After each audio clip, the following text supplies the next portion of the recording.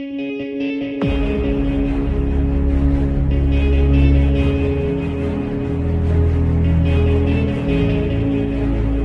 दोस्तों, मेरा नाम महेश है। आप देख रहे हैं आपका बाइक गुरु यूट्यूब चैनल पे स्वागत करता हूं दोस्तों। तो मैं आज के साथ शेयर करने वाला हूं air cool engine, oil cool engine और लिक्विड कूल इंजन के बेनिफिट्स और नुकसान दोनों आपके साथ आज शेयर करने वाला हूं दोस्तों।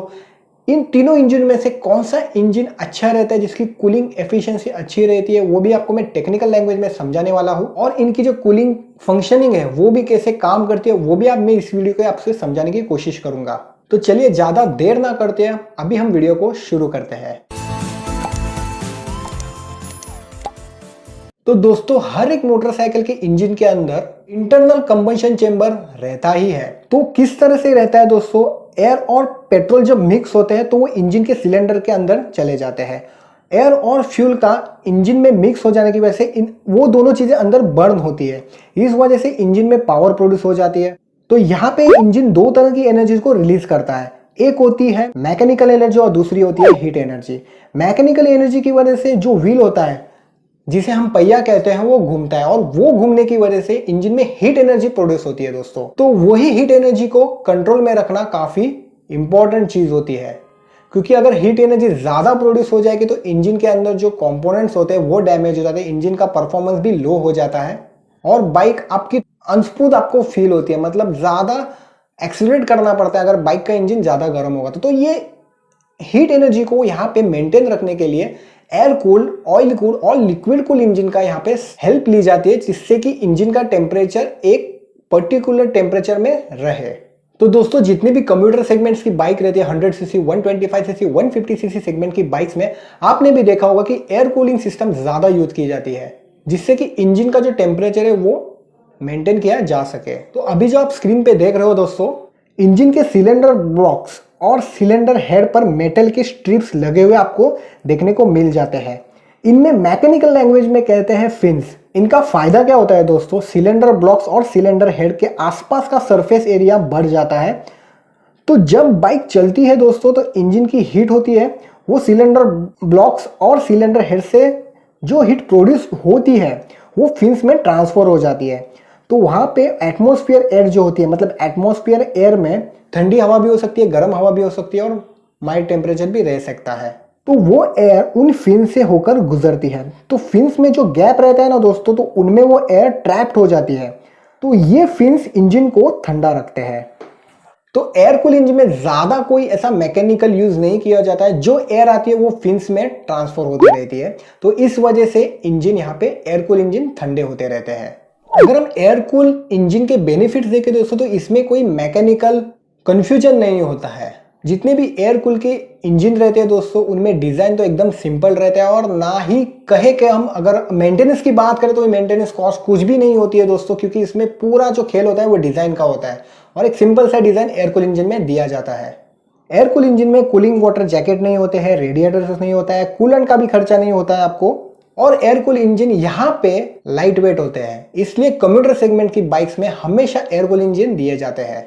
अगर हम एयर कूल इंजन के डिसएडवांटेज की बात करें दोस्तों, एयर कूल इंजन इतने सफिशिएंट नहीं रहते हैं कूलिंग कैपेबिलिटी को कंट्रोल रखने के लिए, क्योंकि जितने भी एयर कूल इंजन होते हैं वो पूरी तरह से डिपेंड होते हैं क्लाइमेट सिचुएशन के ऊपर। अगर क्लाइमेट सिचुएशन यहाँ पे गर्म हो जाता है और अगर आप बाइक को लॉन्ग राइड पे लेके जाते हो तो यहाँ पे बाइक का परफॉर्मेंस भी लूज हो जाता है, क्योंकि इंजन ज्यादा हीट यहाँ पे होता रहता है।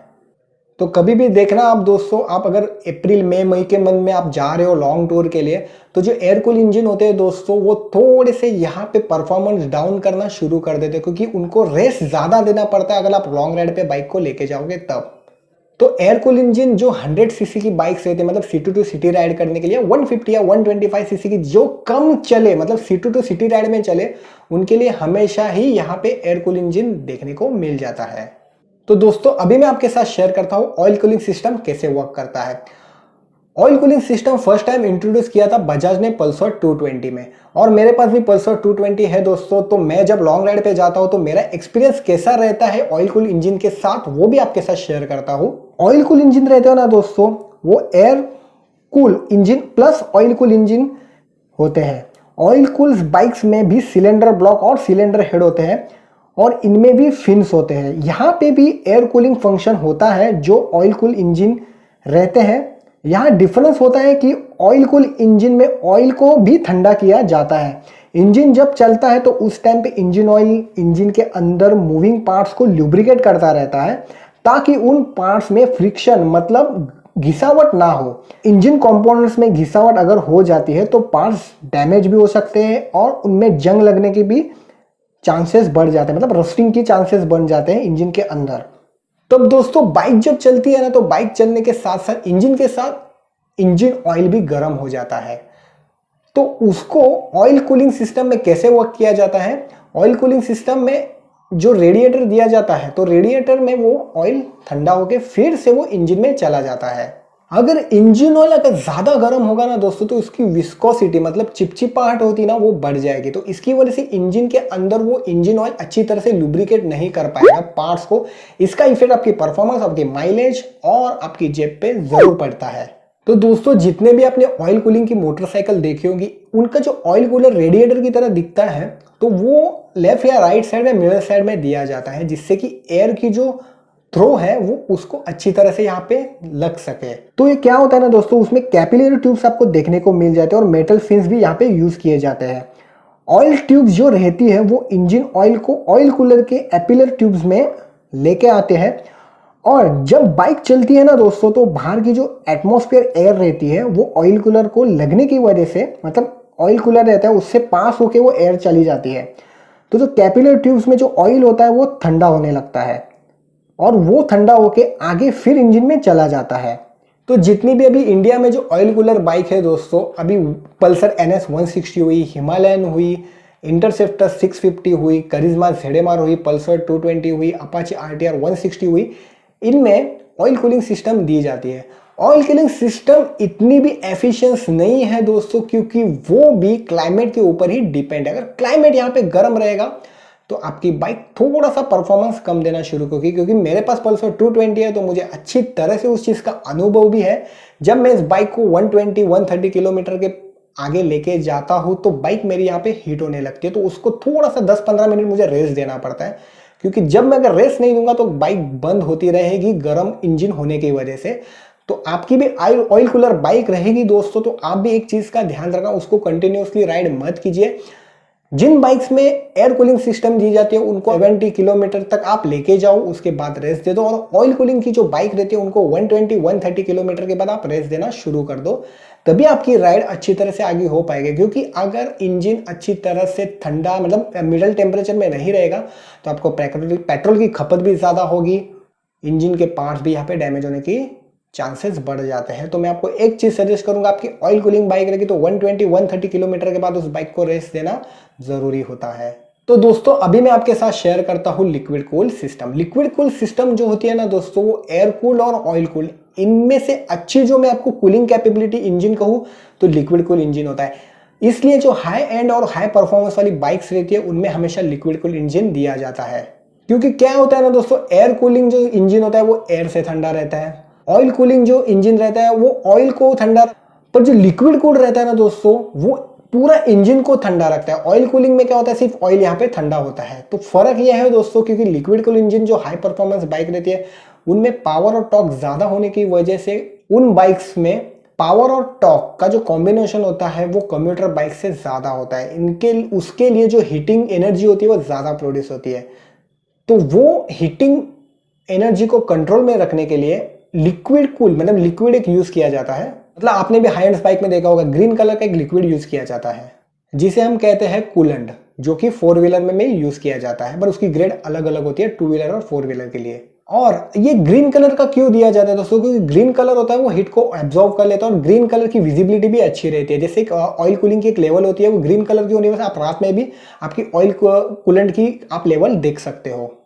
तो कूलेंट में ना दोस्तों फ्रीजिंग और एंटी कोरोजन जो होते हैं वो एंटी कूलेंट होता है और इसकी वजह से कूलेंट को जमने नहीं देता है। वो मतलब जो एंटी फ्रीजिंग और एंटी कोरोजन वो एंटी कूलेंट होते हैं। इसकी वजह से उसका जो थिकनेस रहता है कूलेंट का वो अच्छी तरह से मेंटेन हो पाता है इन दोनों चीजें की वजह से।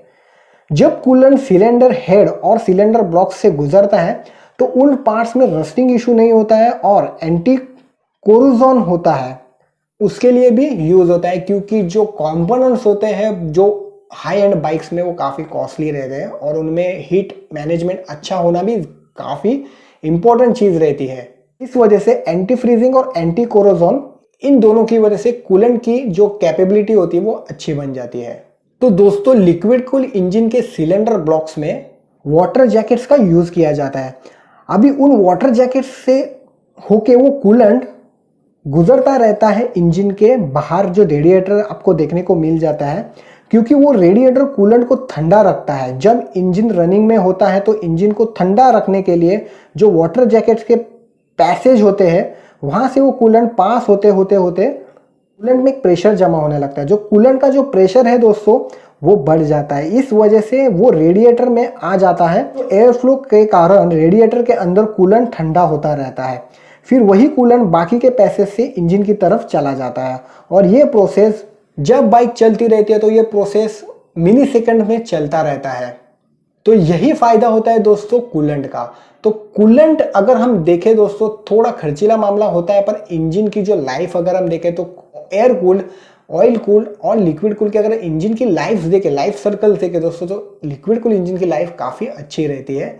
तो दोस्तों अगर हम liquid cool engine key benefits की बात करें तो इनकी जो कूलिंग कैपेबिलिटी होती है वो ऑयल कूल और एयर कूल इंजन से काफ़ी अच्छी होती है।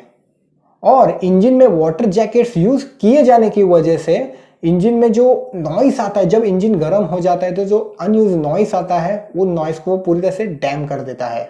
और उसका फायदा क्या होता है दोस्तों, आप अगर कोई लिक्विड कूल बाइक अगर लॉन्ग राइड पे लेके जाते हो तो वाइब्रेशन भी यहाँ पे कम हो जाते हैं कंपेयर टू एयर कूल और ऑयल कूल बाइक से। तो उसका फायदा क्या होता है दोस्तों, एक तो इंजन के कंपोनेंट्स भी अच्छे रहते हैं, क्योंकि आपका इंजन की जो हीट है वो यहाँ पे मैनेज हो पा रही है अच्छी तरह से। उसका इफेक्ट परफॉर्मेंस में भी पड़ता है, आपका परफॉर्मेंस भी बाइक का बढ़ जाता है, उसमें फ्यूल एफिशिएंसी भी आपकी बढ़ जाती है, क्योंकि इंजन के ऊपर ज्यादा स्ट्रेस नहीं आता रहता है। इस वजह से दोस्तों जो एयर कूल और ऑयल कूल जो बाइक रहती है उनके इंजन ओवरहीट होते रहते हैं अगर आप ज्यादा देर तक चलाओगे। तो लिक्विड कूल इंजन में ऐसा कोई भी ओवरहीटिंग का इशू नहीं देखने को मिलता है, क्योंकि लिक्विड कूल इंजन रहते हैं ना दोस्तों वो पूरी तरह से मैकेनिकल फंक्शन के ऊपर काम करते हैं। और एयर कूल और ऑयल कूल जो इंजन रहते हैं वो पूरी तरह से क्लाइमेट के ऊपर डिपेंड रहता है। अगर क्लाइमेट यहाँ पे गर्म हो गया तो वो इंजन के ऊपर भी अपना काम शुरू कर, क्योंकि हवा ही गर्म हो गई है तो वो इंजन को ठंडा कैसे करेगी। तो यहाँ पे एक लॉस भी होता है। पर अगर हम देखें तो लिक्विड कूल में ऐसा कुछ भी नहीं होता। लिक्विड कूल जो होता है वो पूरी तरह से मैकेनिकल फंक्शन के ऊपर वर्क करता है। अगर मैं आपको दोस्तों एक बात बताऊं कि डिसएडवांटेज क्या है लिक्विड कूल के, तो इंजन अगर आप देखते हो लिक्विड कूल के तो वो काफी ज्यादा कॉम्प्लिकेटेड रहता है दोस्तों। और लिक्विड कूल की जो इंजन की बनावट होती है उसकी कॉस्ट भी आपको ज्यादा देखने को मिलती है। और इन बाइक्स में क्या होता है ना दोस्तों, लिक्विड कूल बाइक्स में पार्ट जो स्पेयर पार्ट रहते हैं वो ज्यादा यूज किए जाते हैं। इस वजह से जो लिक्विड कूल इंजन होते हैं उनकी बनाने की जो कॉस्ट बढ़ने की वजह से इसका इफेक्ट पड़ता है बाइक के ऊपर। तो बाइक्स महंगी रहती है और उनका जो मेंटेनेंस कॉस्ट है वो ज़्यादा इसलिए रहता है क्योंकि उसमें स्पेयर पार्ट ज़्यादा यूज़ किए जाते हैं और उनको रिपेयर करने का जो तरीका होता है वो काफ़ी ज़्यादा हार्ड होता है। इसकी वजह से अगर आप भी सोच रहे हो आपको लिक्विड कूल मोटरसाइकिल लेना है, क्योंकि लिक्विड कूल मोटरसाइकिल में आपको लिक्विड का खर्चा आया, उसके बाद रेडिएटर का खर्चा आएगा, रेडिएटर भी डैमेज हो जाता है तो वो भी काफ़ी मोटा खर्चा पड़ जाता है। तो हर एक चीज़ के एडवांटेज और डिसएडवांटेज रहते हैं। पर अगर मैं कहूँ तो आपको अगर कोई बाइक ऐसी चाहिए आप ज़्यादा लॉन्ग राइड पे लेके जाते हो तो लिक्विड कूल सिस्टम काफ़ी अच्छी होती है, पर उसमें मेंटेनेंस भी ज़्यादा रखना पड़ता है। तो उम्मीद करता हूँ दोस्तों जो मैंने आपके साथ जो इन्फॉर्मेशन शेयर की आपको पसंद आई होगी। तो आप ज़रूर लाइक कर सकते हो वीडियो को, और आपके पास भी कोई ऐसा नॉलेज हो जो आप मेरे साथ या जितने भी ऑडियंस मेरी वीडियो को देख रहे हैं उनके साथ शेयर करना चाहते हो तो आप कमेंट बॉक्स में आपका भी नॉलेज आप शेयर कर सकते हो दोस्तों। और आपको कुछ भी क्वेरी हो तो आप मुझे इंस्टाग्राम पे मैसेज भी कर सकते हो। अगर आप कोई नई बाइक लेना चाहते हो, कोई भी कन्फ्यूजन हो तो आप मुझसे पूछ सकते हो, क्योंकि मैं मोटरसाइकिल की भी रिव्यू करता रहता हूँ। तो हमेशा दोस्तों एक चीज़ याद रखना, आपके रिक्वायरमेंट के हिसाब से बाइक्स की जो इंजन्स रहते हैं उनको आप ज़रूर चूज़ करना, क्योंकि आपकी रिक्वायरमेंट्स अगर आप सिटी राइड रहेगी तो आप वहाँ पे लिक्विड कूल इंजन ले लेते हो तो वहाँ पे आपको थोड़ा खर्चा झेलना पड़ता है, क्योंकि एयर कूल इंजन में कोई मेंटेनेंस नहीं रहता है। ऑयल कूलिंग में जो मेंटेनेंस रहता है वो सिर्फ पाइप्स का आता है, वो भी 5-6 साल के बाद आपको बदलने पड़ते हैं।